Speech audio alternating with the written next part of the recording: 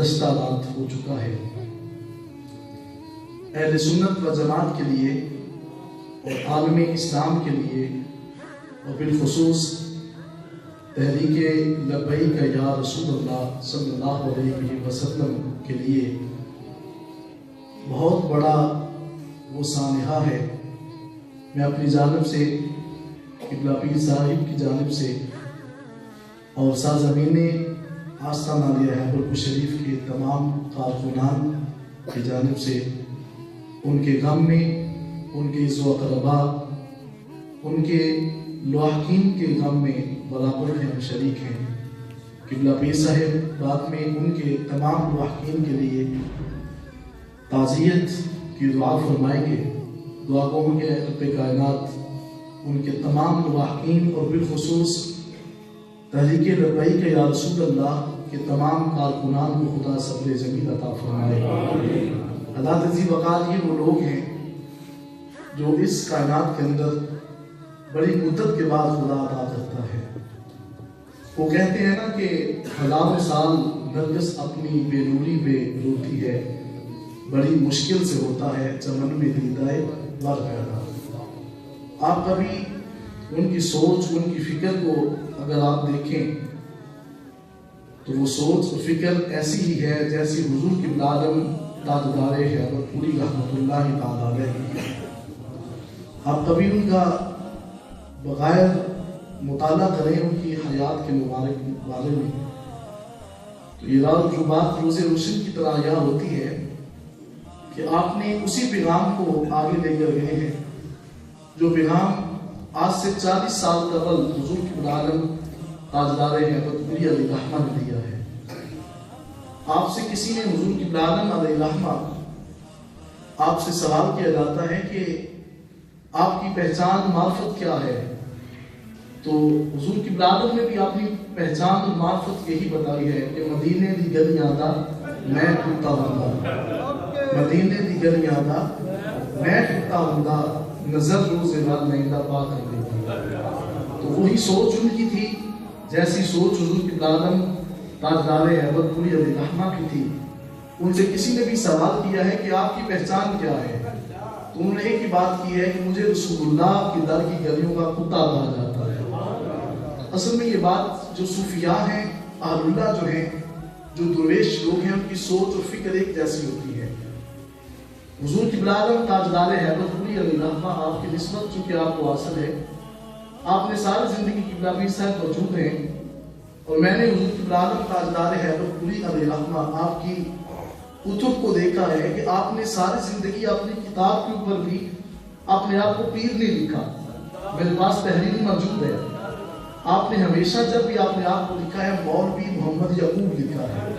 آج ہم اسی زمانے کے اندر ہمیں بات کرنے کا فن آ جائے، ہم اتنے القابات استعمال کرنا شروع کر دیتے ہیں کہ اشتہارات پڑھتے وقت لگتا ہے کہ سارا دن گزر جائے گا، لیکن حضور قبلہ عالم جن کی زندگی کا عالم یہ ہے کہ آپ کا پچھلے جمعہ مبارک آپ نے سماعت دیا تھا نا کہ یہ وہ مسجد ہے جس مسجد کے اندر غوث پاک خود تشریف لاتے رہیں گے۔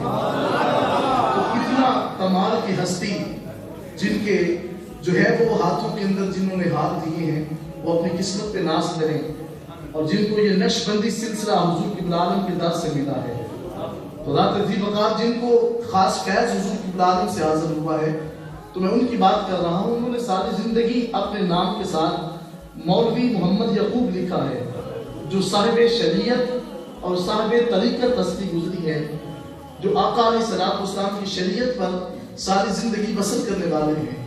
انہوں نے اپنی عنایت کو نہیں دکھایا، انہوں نے آقا علیہ الصلوۃ والسلام کی بارگاہ میں اپنے آپ کو فنا کیا ہے، اور فنا کرنے کے بعد دیکھیں نا 40 سال گزر جانے کے بعد بھی ان کے نام کیسے زندہ ہے۔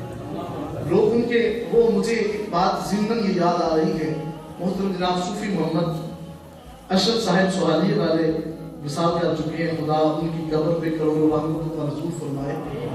آپ قبلہ پیر صاحب کے سامنے ایک دن روز یہ بات کرتے ہیں کہ فرماتے ہیں قبلہ پیر صاحب میں جب کسی کو دم کرتا ہوں تو میں بڑے لمبے وظائف نہیں پڑھتا، پوچھا تو حضرت آپ پڑھتے کیا ہیں؟ تو آپ نے فرمایا میں اپنے شیخ کا نام لے کے نہ دم کرتا ہوں، خدا شفا عطا فرماتا ہے۔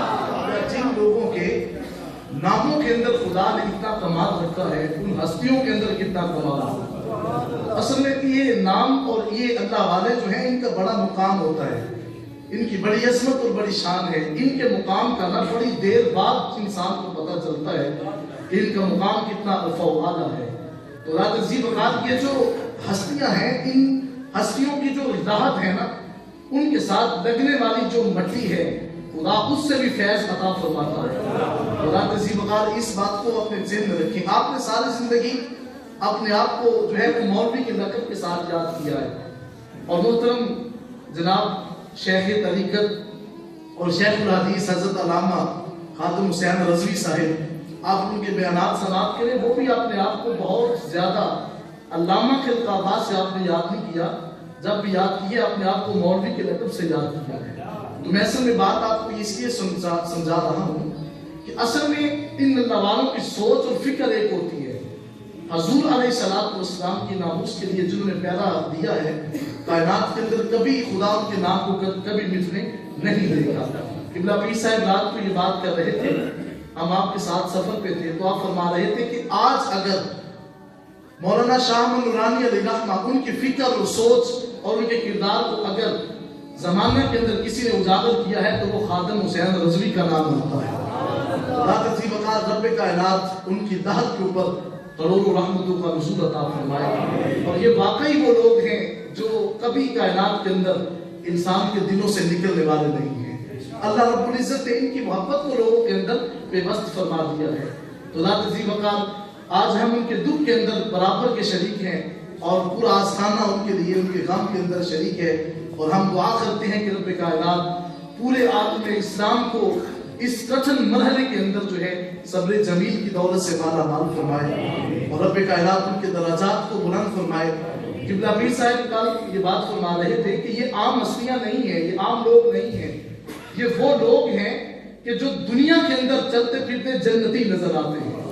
رات عزیز وقار یہ جنتی لوگ ہیں۔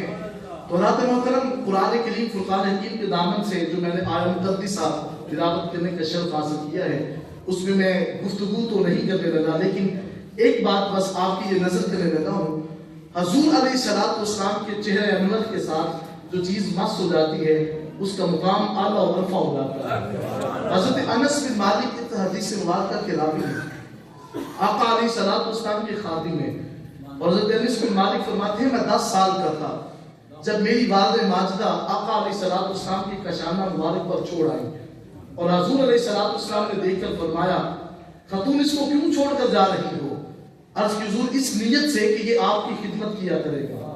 خدمت کے اندر بڑا مقام ہے، بڑے بڑے وہ لوگ ہیں کہ جو خادم بن کے تو خدا ان کو اوج ثریا کی بلندیوں تک پہنچا دے گا۔ وہ حضرت باقی باللہ کا وہ خادم ہی تھا نا، نام بھائی جو روٹیاں پکانے والا تھا، خدمت کرتے ہیں وہ آپ کے ایک مہمان کی، تو آپ اس کو محبت کے ساتھ کہتے ہیں مانگ یار کیا مانگتا ہے۔ خدمت کا بڑا صلہ ہوتا ہے۔ حضور علیہ السلام کے در کی جو خدمت کر لیتا ہے، آقا علیہ السلام کبھی اس کو رسوا نہیں جانے دیتے۔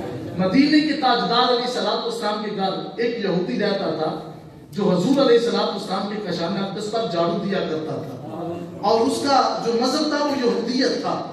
حضور علیہ السلام نے کبھی اس کو یہ نہیں کہا کہ اپنا مذہب چینج کرو، اپنا جو مذہب ہے اس کو تبدیل کرو۔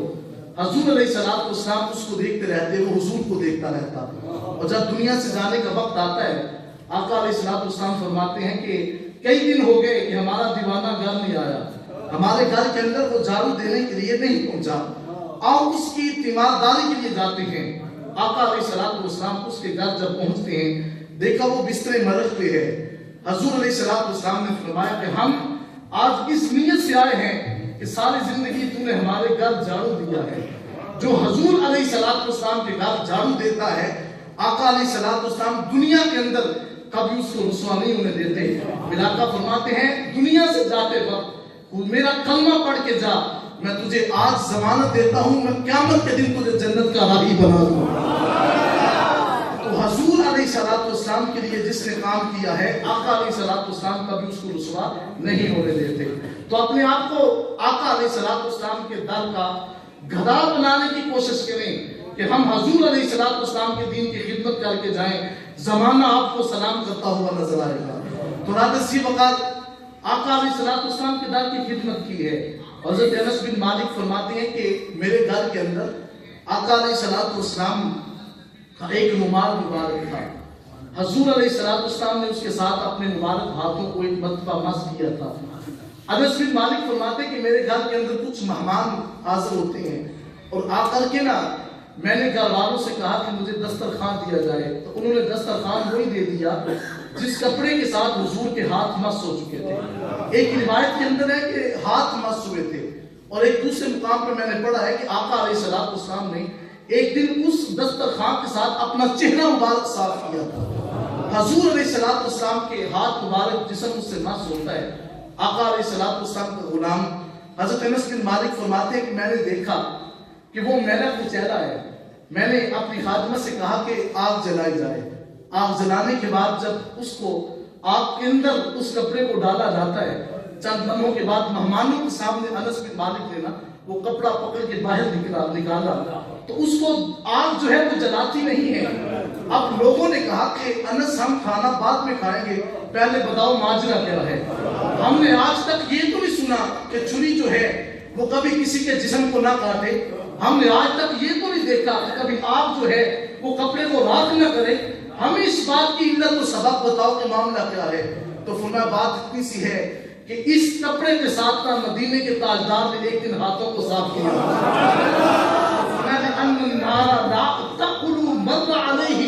میں یاد رکھو جس کپڑے کے ساتھ حضور کے جسم کا حصہ مس ہو جاتا ہے قیامت تک کبھی آپ اس کو جلا نہیں سکتے. آپ اپنے سینے کے اندر اس بات کو جگہ دیجئے گا, جس کپڑے کے ساتھ حضور کے جسم کا حصہ مس ہو جائے اس کا تو مقام اتنا ہے, اور جس من کے اندر حضور کا پیار آ جائے اس کا مقام کتنا اونچا ہے, اس کی شان کیا ہوگی. اسی لیے تو وہ سید شبیر حسین شاہ صاحب رحمۃ اللہ تعالیٰ علیہ وہ ساری زندگی یہی کہتے رہے ہیں کہ دوزخ میں میں تو کیا میرا سایہ نہ جائے گا. دوزخ میں میں تو کیا میرا سایہ نہ جائے گا, کیونکہ میرے نبی سے کبھی دیکھا نہ جائے گا. آقا علیہ السلام کا